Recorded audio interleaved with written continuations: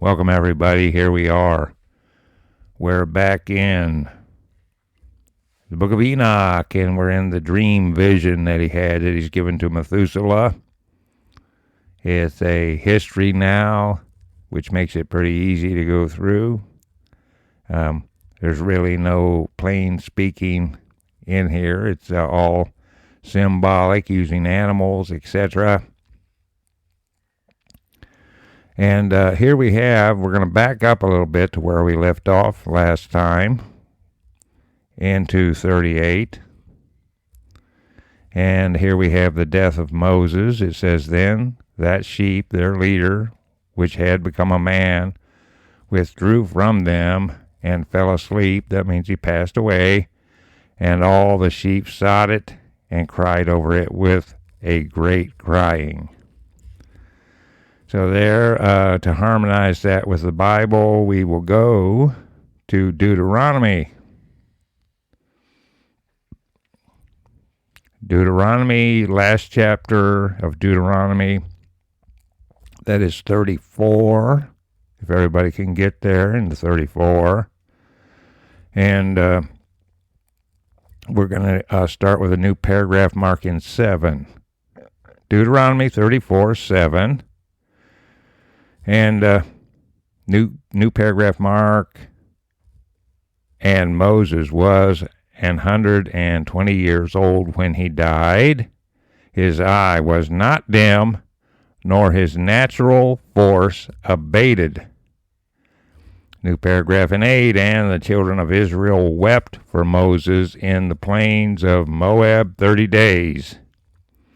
So the days of weeping and mourning for Moses were ended." 9 is another paragraph.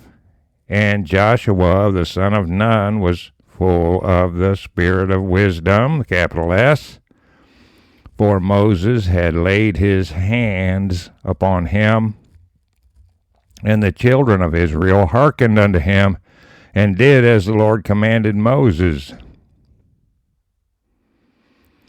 All right, in 10, "And there arose not a prophet," and that's a new paragraph in 10, "since in Israel like unto Moses, whom the Lord knew face to face, in all the signs and the wonders which the Lord sent him to do in the land of Egypt, to Pharaoh and to all his servants, and to all his land."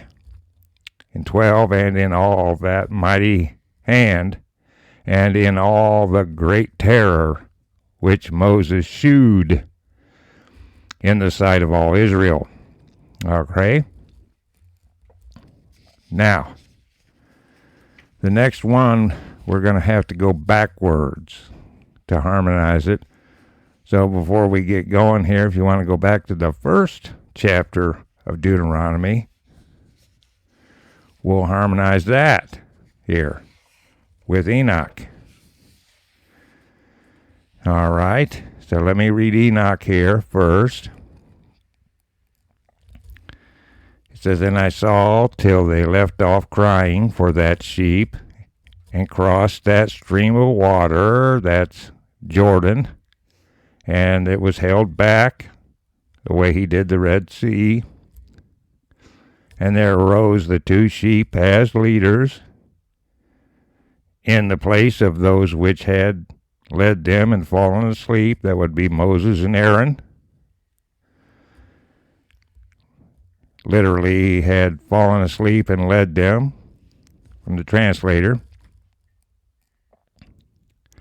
"And I saw in 40 till the sheep came to a goodly place, and a pleasant and glorious land. And I saw till those sheep were satisfied, and the house stood amongst them in the pleasant land."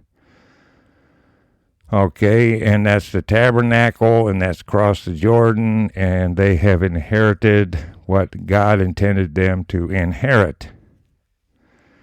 Okay, so let's go back here to the first chapter, and we'll see what Moses said and told them they were supposed to do.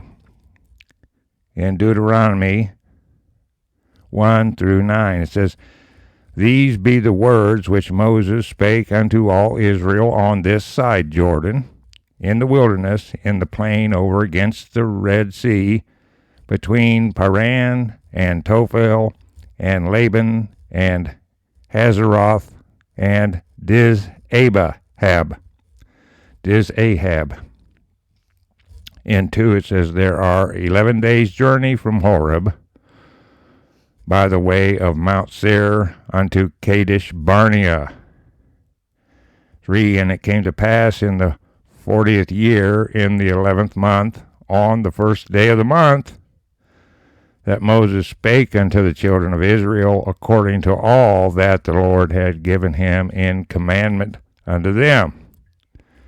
In 4 it says, after he had slain Sihon, the king of the Amorites, which dwelt in Heshbon, and Og, the king of Bashan, which dwelt at Asheroth in Adriel,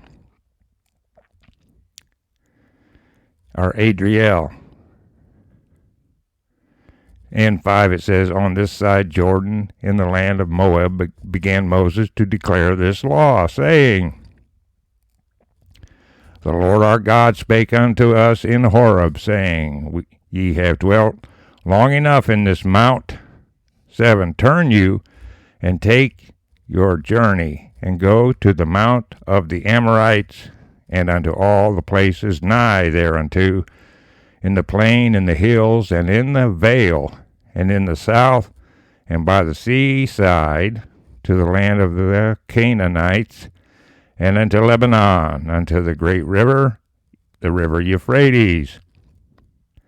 Behold, I have set the land before you. Go in and possess the land which the Lord sware unto your fathers Abraham, Isaac, and Jacob, to give unto them and to their seed after them. 9, and I spake unto you at that time, saying, I am not able to bear you myself alone. Okay, so that history goes on. And we want to note here that all these were Nephilim and Rephaim here. Of these leaders, these people, their sheep were polluted, their cattle were polluted. They really were in bed with the fallen angels. That's a fact. Now, in 41 it says, and sometimes their eyes were opened, and sometimes blinded, till another sheep arose and led them, and brought them all back, and their eyes were opened. Okay, now Joshua did that, some of it. But we're talking about the kings now. We're getting into the time of the kings, but we want to see the backsliding here. Let's go to Joshua. Let's go to Joshua. And we're going to go to Joshua chapter 7. Chapter 7 in Joshua.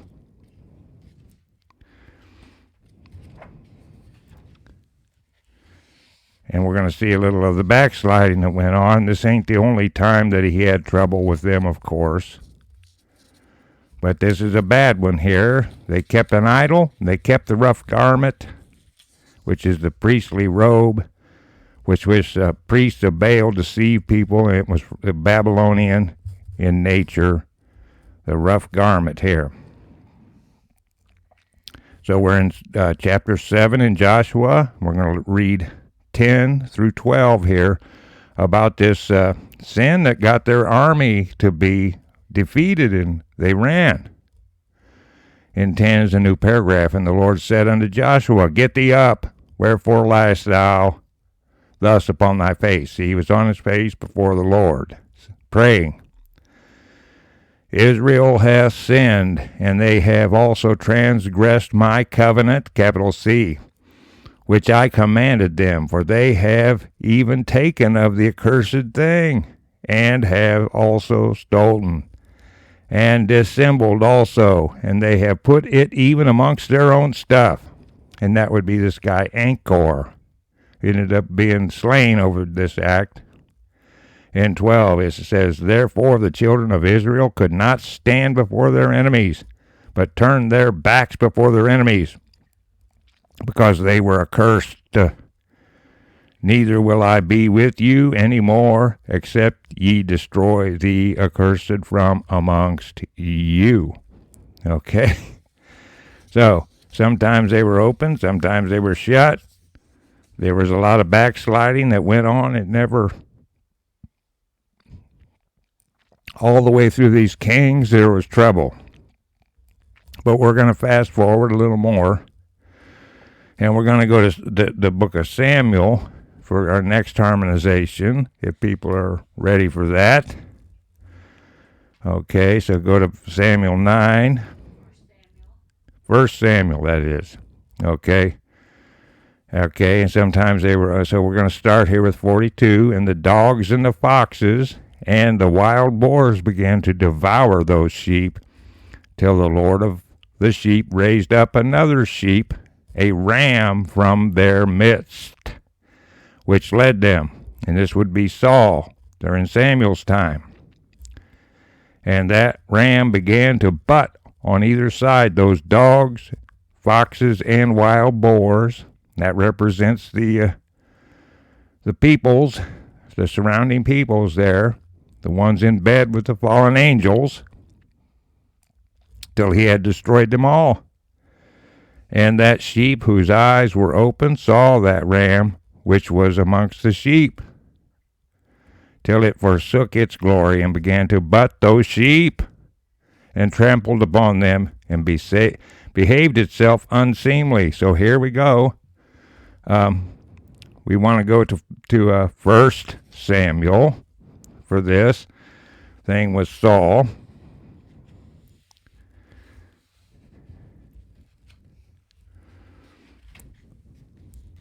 First Samuel.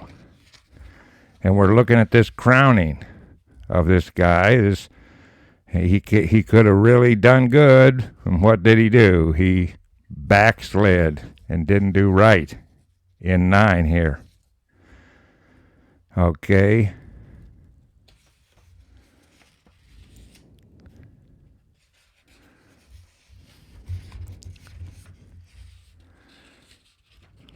Okay, in 9, we got 1 and 2 here.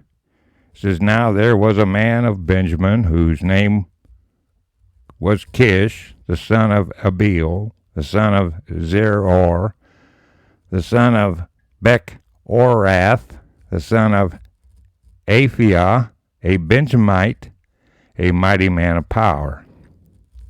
And he had a son whose name was Saul, a choice young man, and a goodly, and there was not among the children of Israel a goodlier person than he.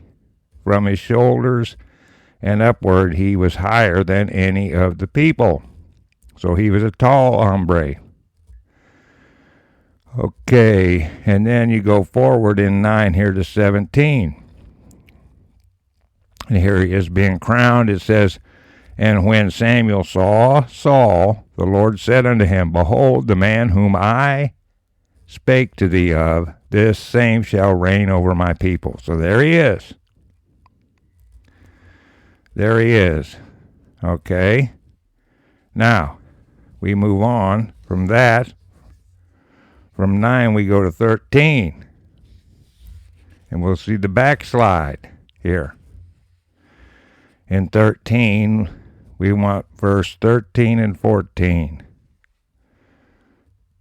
Chapter 13, 13 and 14. And Samuel said to Saul, thou hast done foolishly. Thou hast not kept the commandment of the Lord thy God, which he commanded thee. For now would the Lord have established thy kingdom upon Israel forever. But now thy kingdom shall not continue. The Lord hath sought him a man after his own heart, and the Lord hath commanded him to be captain over his people, because thou hast not kept that which the Lord commanded thee. All right, so he's done evil for his own people here. Now in 45 it goes on. And the Lord of the sheep sent the lamb to another lamb. And that would be Samuel to David. And the Lord of the sheep sent the lamb to another lamb and raised it to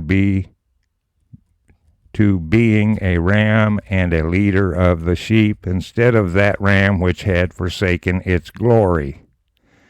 And it went to it and spake to it alone and raised it to being a ram and made it the prince and leader of the sheep. But during all these things, those dogs oppressed the sheep. So that's the surrounding Israelites, and you have Saul mixed in there chasing David around, not getting out of office, pursuing anybody, even the priests he killed. Samuel really got wicked, and he went out practicing witchcraft. Familiar spirit, he got a witch there to conjure Samuel on the way out. So in 47, and the first ram pursued that second ram, and that second ram arose and fled before it, and I saw till those dogs pulled down the first ram. And that was Saul's demise there. He wanted a prophecy from Samuel. Okay, so we'll harmonize this. Go to Samuel 19.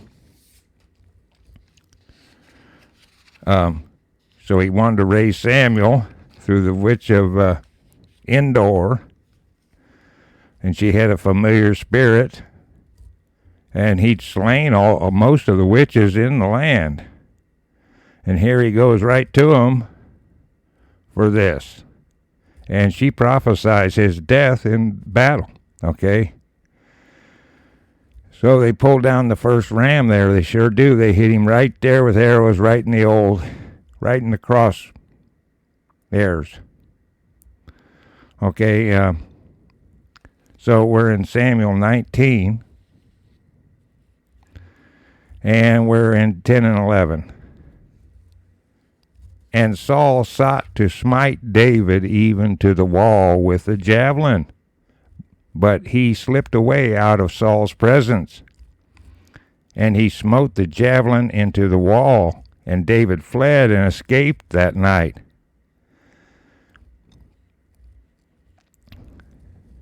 So he had to leave quickly. And in 11, Saul also sent messengers unto David's house to watch him and to slay him in the morning.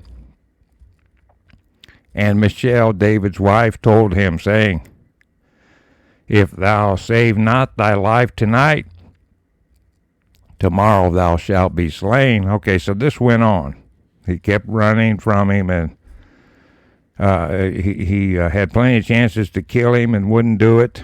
Okay, he was basically turning the other cheek, okay, to Saul. And this went on for some time until he finally was slain in battle by the Philistines. Okay, so there's that. All right. So, on we go here. And that second ram arose and led the little sheep, and those sheep grew and multiplied, but all the dogs and foxes and wild boars feared and fled before it. And that ram butted and killed the wild beasts, and those wild beasts had no longer any power among the sheep, and robbed them no more of aught. And that ram begot many sheep and fell asleep, and a little sheep became ram in its stead. That would be King Solomon, and became prince and leader of those sheep.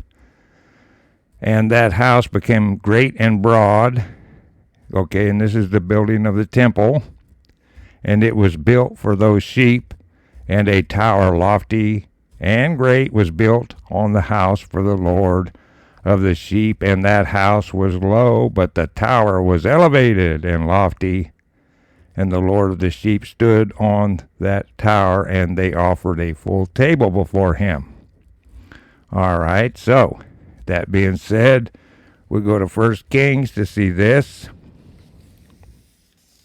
We go to 1 Kings. That's a little ways up here. I'll give you a second to turn. 1 Kings.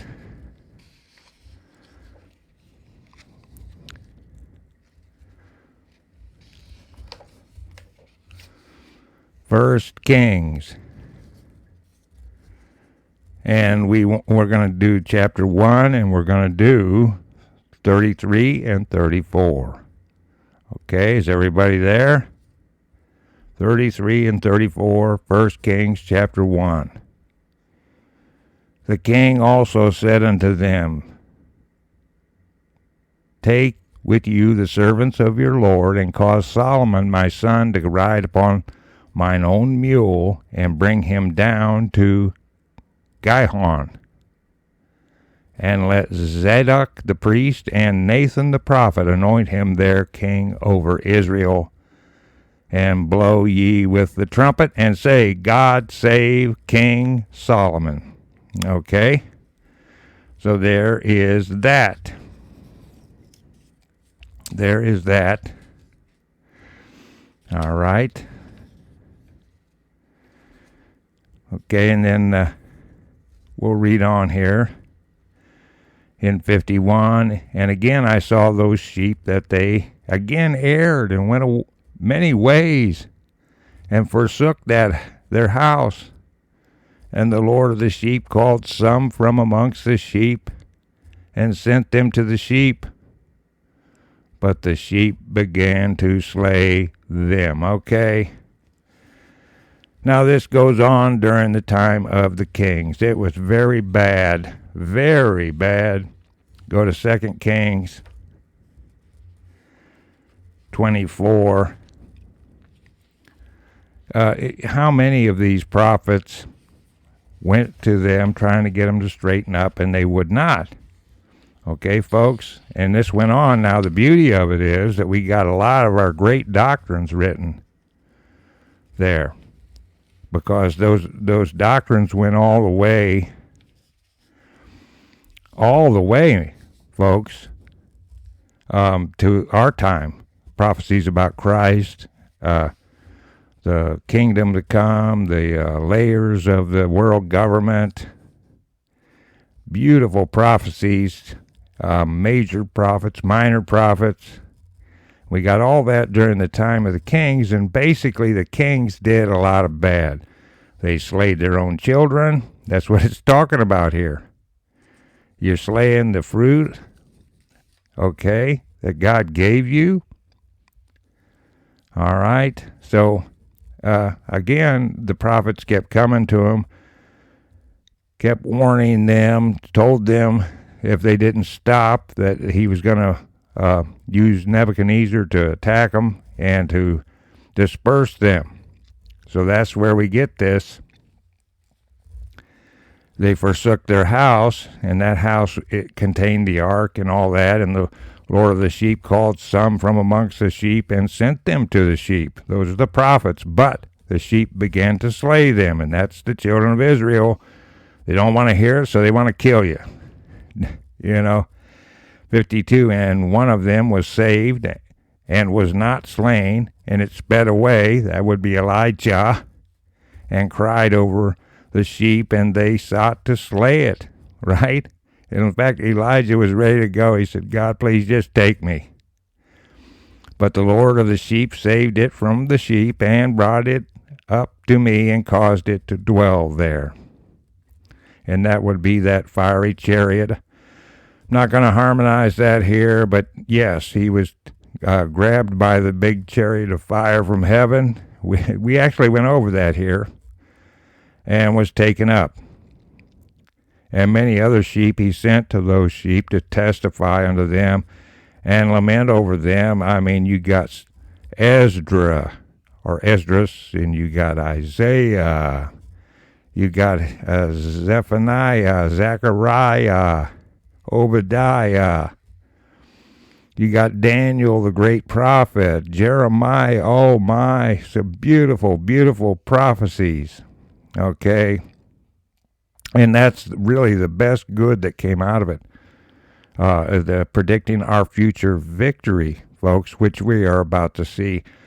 Any time they start passing laws to legalize pedophilia on the world government level, you know judgment is right around the corner. Folks, there's no chance the Lord will not allow them to do that. And if you look Sunday, we're going to give you the link right to the law that was just passed by the UN to legalize intergenerational sex. Now, how evil does it get? Is that not satanic, folks? Let me ask you. Is not this world government exactly what the Bible, what these old prophets predicted it would be like? All right, but back into this in 53. Sunday we'll have that link for everybody, so you can link on and look for yourself. 53, and many other sheep he sent to those sheep to testify unto them and lament over them. And after that I saw that when they forsook the house of the Lord and his tower, they fell away entirely, and their eyes were blinded. And I saw the Lord of the sheep, how he wrought much slaughter amongst them in their herds, until those sheep invited that slaughter and betrayed his place. So there it is. They're cast down. They're spread around. They're going to get what? The King Nebuchadnezzar treatment. Okay? And he gave them over into the hands of the lions and tigers and wolves and hyenas, and in the hand of the foxes, and to all the wild beasts. And those wild beasts began to tear in pieces those sheep. And that started with Salmanasar, who took Israel out. And then when Nebuchadnezzar, with his general Nebuchadnezzar came through, he swept it all up. And the whole world, the whole firmament of the earth was under this Antichrist figure, this Nebuchadnezzar. And he what? Destroys the temple. Finally. 56, and I saw that he forsook their house and their tower, and gave them all into the hand of the lions, to tear and to devour them into the hand of all the wild beasts. And I began to cry aloud with all my power, and to appeal to the Lord of the sheep, and to represent to him in regard to the sheep that they were devoured by all the wild beasts. And there it is. The haters of Israel, the haters of Judah. 58, but he remained unmoved, though he saw it, and rejoiced that they were devoured and swallowed and robbed, and left them to be devoured in the hand of all the beasts. And he called 70 shepherds, and cast those sheep to them, that they might pasture them. And he spake to the shepherds and to their companions, let each individual of you pasture the sheep henceforward, and everything that I command you, that do ye. Okay. Now see here, we got a statement about these kings that attacked, and it wasn't just through Babylon, because he had lots of these other countries helping him to do this. And they all went overboard. They all got too many people. And even Nebuchadnezzar was judged after 70 years, okay? And his son, Belteshazzar, was numbered, weighed in the balance, and found wanting, and the kingdom was divided, and it couldn't stand. Then came the Cyrus declaration to rebuild the temple. But in the middle of all this plaguing of God's people, these kings that did this did not obey and did not do justly, and they are going to get it for what they did, because they hated Israel and they overdid it. So here we're going to the description of that. Even Nebuchadnezzar, the main attacker in all this, he gets his. and Babylon gets theirs. Okay, in 60 it says, and I will deliver them over unto you, duly numbered, and tell you which of them are to be destroyed, and them destroy ye. So those are the people that are in love with the ungodly religions of the world. Okay? Those people that did the idolatry, that slew their children to Molech, and jumped in bed with all the religions of the Canaanites, which they were told to never do. All right, so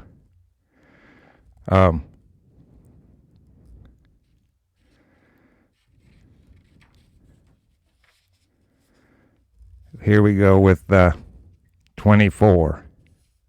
Okay, and this is over this fall, and we're going to read in 2 Kings 24 on this incident with Nebuchadnezzar.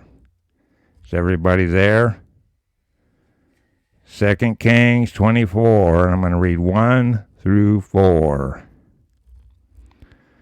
It says here,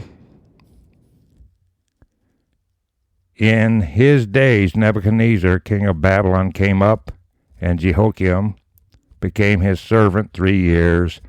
Then he turned and rebelled against him, and the Lord sent against him bands of the Chaldeans, and bands of the Syrians, bands of the Moabites, and bands of the children of Ammon, and sent them against Judah to destroy it, according to the word of the Lord, which he spake by his servants the prophets.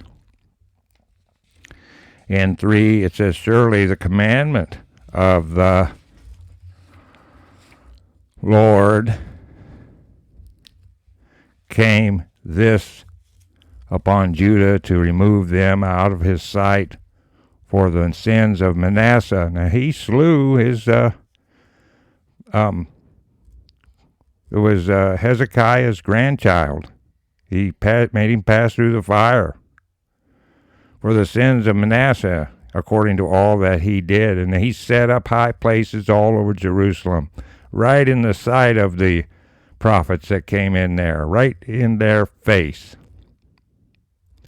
And also for the innocent blood that he shed, for he filled Jerusalem with innocent blood, and that is those occult religions, to those demonic spirits, and that religion has never went away, which the Lord would not pardon. So there it is. I'm telling you, that's why here in Enoch, he's saying, hey, the God was not moved over this. Okay? So there is that. He gave over unto them those sheep.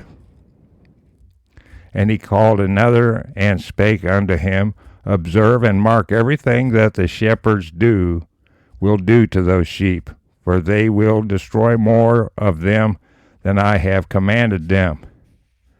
And every excess and the destruction which will be wrought through the shepherds' record, namely how many they destroy according to my command, and how many according to their own caprice, record against every individual shepherd. These are all these ungodly kings.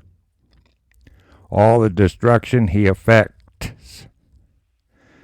And in 63, and read out before me by number how many they destroy and how many they deliver over for destruction, that I may have this as a testimony against them, and know every deed of the shepherds, that I may comprehend and see what they do, whether or not they abide by my command, which I have commanded them. 64, but they shall not know it, and thou shalt not declare it to them, nor admonish them, but only record against each individual all the destruction which the shepherds effect, each in his time, and lay it all before me.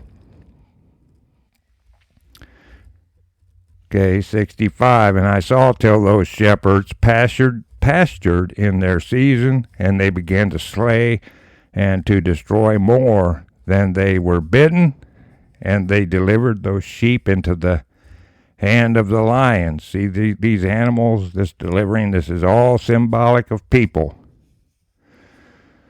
In 66, and the lions and tigers eat and devoured the greater part of those sheep, and the wild boars eat along with them, and they burnt that tower and demolished that house. And I became exceeding, this is Enoch, and I became exceeding sorrowful over that tower, because that house of the sheep was demolished. And afterwards I was unable to see if those sheep entered into that house. So we'll stop there. And from there we go to 2 Kings. 2 Kings, folks, chapter 25. Chapter 20 and 5. And we do verse 8 through 11, and we'll see what the general of Nebuchadnezzar did. And in the 5th month, on the 7th day of the month, which is the 19th year of King Nebuchadnezzar, king of Babylon, came Nebuzaradan, captain of the guard, a servant of the king of Babylon, unto Jerusalem. And he burnt the house of the Lord, and the king's house, and all the houses of Jerusalem, and every great man's house burnt he with fire. And all the army of the Chaldeans that were with the captain of the guard brake down the walls of Jerusalem round about. Okay. Now the rest of the people that were left in the city, and the fugitives that fell away to the king of Babylon, and the remnant of the multitude, did Nebuzaradan, the captain of the guard, carry away. So there was the great house, the great temple, all that was destroyed there. Okay. All right. So,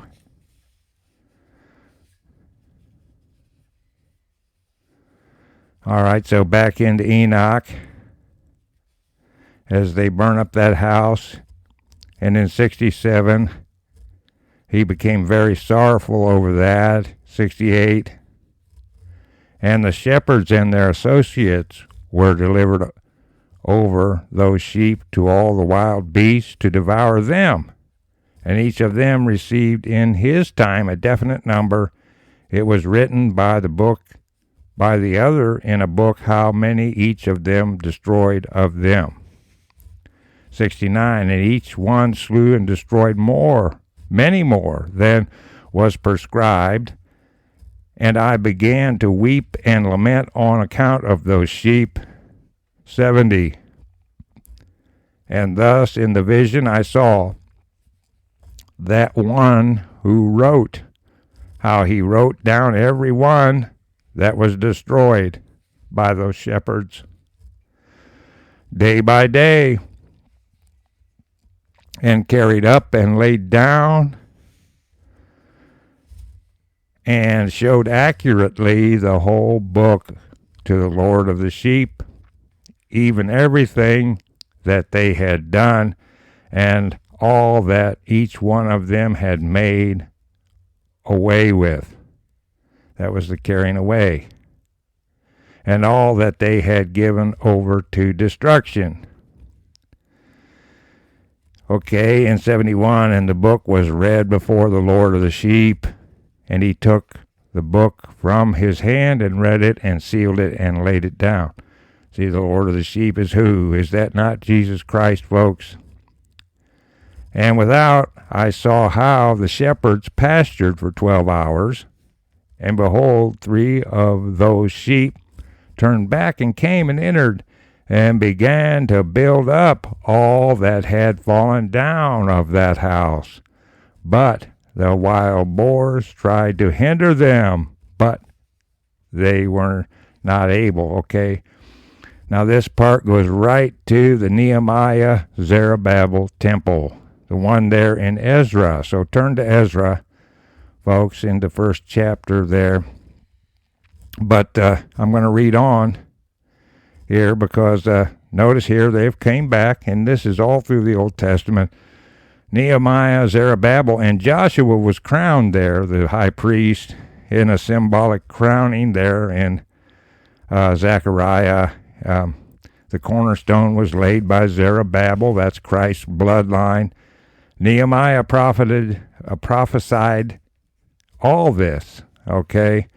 And this, there was big problems building this. It went all the way through the time of the Maccabees where they were lazy and they sinned, and they would go backward and forth. They would reject the prophets. It was just terrible.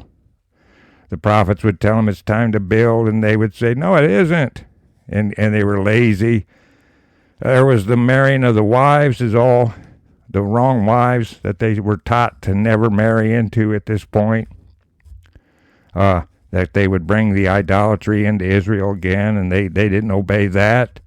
So there was quite a little mess here in this history. It's in Nehemiah, Zerubbabel, and then this crowning of Joshua, that's in Zechariah. All right, but the next thing we'll harmonize will be the edict to go rebuild by Cyrus. But let's finish it up here to 90. It says, and they began again to build as before, and they reared up that tower, and it was named the High Tower. And they began again to place a table before the tower. Get this. But all the bread on it was polluted and not pure. See? They never got rid of the idolatry. And this goes all the way up to Christ and the Pharisees. And they still had the Zohar. They still had the Talmud. Okay? They still had all those doctrines that they had gathered from the world, from Babylon even. They never let it go. And so anyway, 74, and as touching all this, the eyes of those sheep were blinded, so that they saw not, and the eyes of their shepherds likewise, and they delivered them in large numbers to the shepherds for destruction. And they trampled the sheep with their feet and devoured them. And why? Because of the idolatry. They will not let it go. You guys understand when they contact these fallen angels that they get their power, and it's addictive. It's like a drug. And they will not let it go here. Isn't this terrible? 75, and the Lord of the sheep remained unmoved till all the sheep were dispersed over the field and mingled with them, i.e. the beasts. And they, i.e. the shepherds, did not save them out of the hand of the beasts. You see, this is what happened. You can't keep the religions of Babylon. That's where all the idolatry came from. That's where the human sacrifice came from. That's where the contacting of the fallen angels and the demons and the conjuring of spirits came from. You cannot do this, and they did not let it go here. All right, so and this goes all the way through the Maccabees till the Herod temple, which is built on this Nehemiah temple and added to, and that was done through Rome. And obviously it was going to be completed because prophecy said that Christ would come in there and read, and he certainly did that. He came in there and opened up the book of Isaiah and read. 76, and this one who wrote the book carried it up and showed it and read it before the Lord of the sheep, that's Christ, and implored him on their account, and besought him on their account, as he showed him all the doings of the shepherds, those are the wicked kings that were used for judgment, and gave testimony before him against all the shepherds. And he took the actual book and laid it down beside him and departed. Now, let's go to what I'm talking about here in Ezra. And this is the part where he gets the edict to rebuild. Okay? And this was re-upped because it didn't get completed the way it should have. And so we had the Darius proclamation that went back to this Cyrus proclamation as this plight, this fight. And I mean, they had to fight because they had to have a spear in one hand and a shovel in the other to try to get this done. The pagans tried to destroy it, just like Enoch's saying here. They did not want this done. They hated the God of Israel, and that has to do with the paganism up until this day. All right. In Ezra, first verse, it says, "Now in the first year of Cyrus, king of Persia, that the word of the Lord by the mouth of Jeremiah might be fulfilled, and Lord stirred up the spirit of Cyrus, king of Persia, that he made a proclamation throughout all his kingdom, and put it also in writing, saying, Thus saith Cyrus, king of Persia, the Lord God of heaven hath given me all the kingdoms of the earth, and he hath charged me to build him an house at Jerusalem, which is in Judah." 3, it says, "Who is there among you of all his people? Question mark. His God be with him. And let him go up to Jerusalem, which is in Judah, and build the house of the Lord God of Israel. He is the God which is in Jerusalem.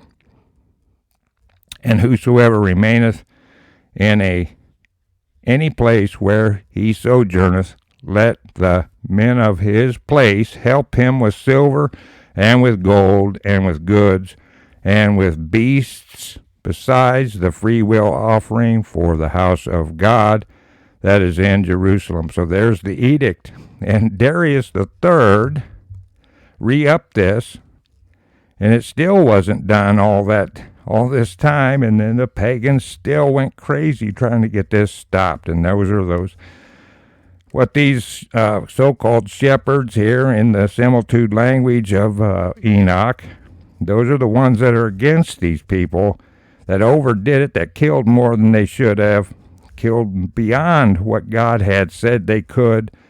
They did not listen. So all this is going on. So when we pick it up in 90, that's where we're leaving off in this rebuilding of the temple, etc.